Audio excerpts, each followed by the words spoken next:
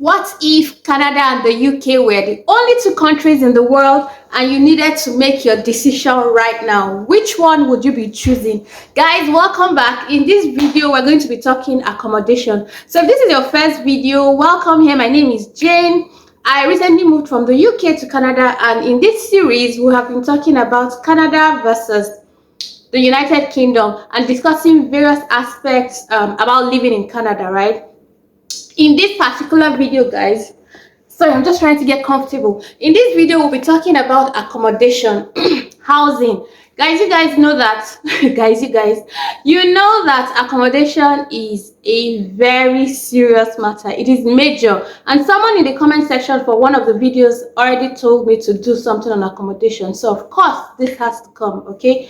And yeah, in this video, we'll talk about availability, we'll talk about the house structures, we'll talk about pricing, and yeah, anything that comes in between.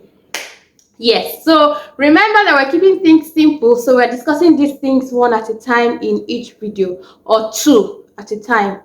Well, anyone, let's see how the video goes. So guys, when it comes to accommodation, right, it's very different for every province. In fact, in Canada, a lot of things vary for different provinces, right? So some provinces are more expensive than others. So if you're planning to relocate to Canada, it is important that you know what happens in your province. Where I stay, which is in Manitoba, it's not so expensive. I live in Winnipeg, which is like the capital, and still it's not so bad compared to when you have to live in places like Toronto or Vancouver or Victoria or stuff like that, or places like that, right? So it depends on where you are going to be moving to, okay? That is something that I need to mention. What you also need to know is that in terms of availability, there is a very high possibility that you will get houses or you'll get your accommodation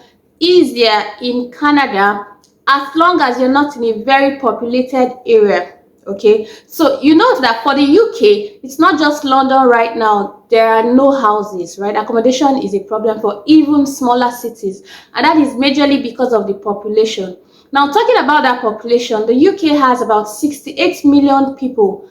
And then in terms of land area, they have about, I think, 230 something kilometers square. Don't quote me, do your research. But yeah, when it comes to Canada, Canada has about 38 million, which is like half of the size in terms of population of the UK. And then when it now comes to land area, it runs in millions, that like kilometers square, right? And so the difference is very clear. There is a lot of pressure when it comes to accommodation in the UK. Whereas in Canada, they have plenty places that have not even been developed.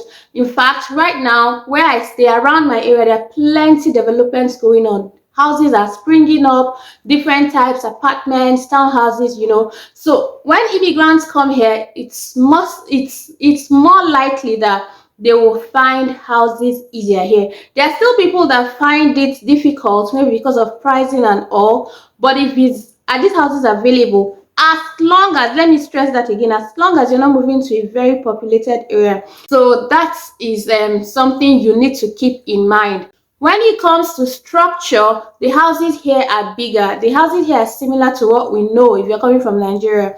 The houses have space, right? Even the small apartments, like even the apartments that are small, are still okay compared to some houses in the UK that are really small. On the average, when it comes to size, UK houses are smaller than Canadian houses. Now let's talk price. When it comes to price, again, it depends on the kind of house that you're buying, how old the house is, where this house is, right? So I cannot give you a general figure on how much house costs here. I also cannot tell you, oh, houses are more expensive in Canada or houses are more expensive in the UK. No, because there are some houses that are really expensive in the UK and there's some houses that are here that are quite affordable. Like I've tried to compare, but there is no basis for, I mean, it's not a fair playing ground because some of these houses that I'm comparing them to in the UK are older houses, right? While here, they are new houses, maybe they are bigger and all that. So what you need to know when it comes to pricing is that there are affordable houses and there are expensive houses.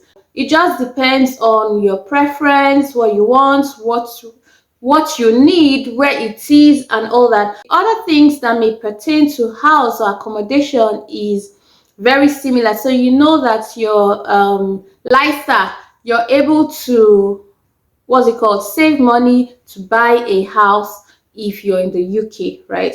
Also, here they have something similar. They call it FHSA, which is like your first house savings account. So what these accounts are is, if you're saving in them, you have some tax benefits that will help you. Since you're a newcomer, you're looking to buy your new house, they just give you some tax benefits or some allowances that will help you, okay?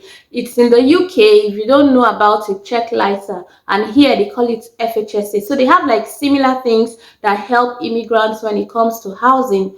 And yeah, so that's basically it. There is no, oh, accommodation is cheaper in Canada, accommodation is cheaper in the UK. Unfortunately, I cannot tell you that. It depends on what you find, where you find it, where you be staying, and also even if you check for houses before you come here, it depends on what you get when you eventually come here, okay? So guys, that's it for this video. I'll put an end to this one. Hope you like it. Tell me if you do. Give it a thumbs up if you like it. If you want to see my face again, please subscribe, share this with your friends and loved ones that are looking to move from either the UK to Canada or Canada to the UK. I'll see you guys in my next video. Until then, bye guys.